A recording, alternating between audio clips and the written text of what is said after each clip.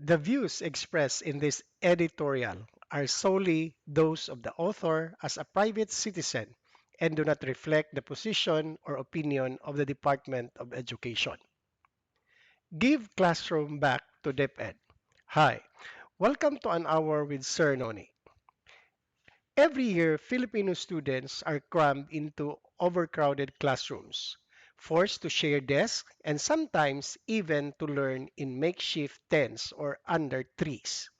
Yet, year after year, the task of building new classrooms and other learning facilities is outsourced, not to the Department of Education, which knows the needs of schools intimately, but to the Department of Public Works and Highways, an agency whose priorities are spread across every imaginable infrastructure project. The result? Delays, ballooning costs, and classrooms that arrive years too late for the students who need them. The logic for change is simple. DepEd understands where classrooms are needed most, the specifications required for different terrains and climates, and the urgency of completion before the start of the school year. When DepEd manages construction directly, it can integrate the process into its own planning, align budgets with actual school needs, and monitor projects on the ground with its own people. Contrast with the DPWH model, funds pass through multiple layers, procurement drags on, and construction oversight often disconnected from the realities of education. This bureaucratic distance invites inefficiency and, in some cases, corruption.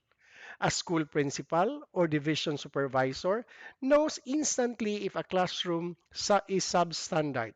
A distant DPWH project engineer may not even visit the site after turnover. From the cost perspective, DepEd has DepEd-led construction can be leaner.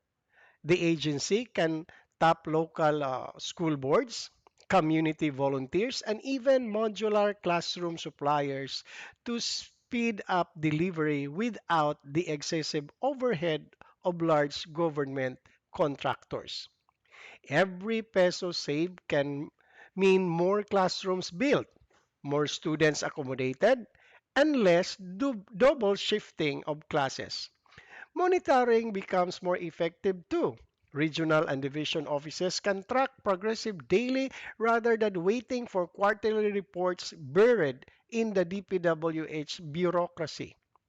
Keeping classroom construction under DPWH may be convenient for the current system, but it is not convenient for the learners who pay the price in lost hours of education and overcrowded conditions.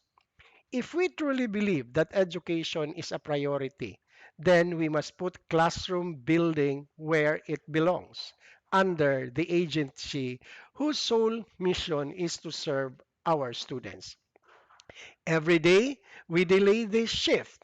Thousands of children sit on the floor, stand in the back of packed classrooms, or study hallways.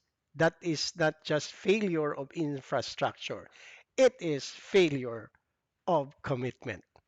The call is clear.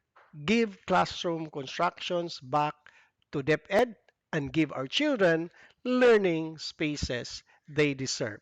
Thank you for watching.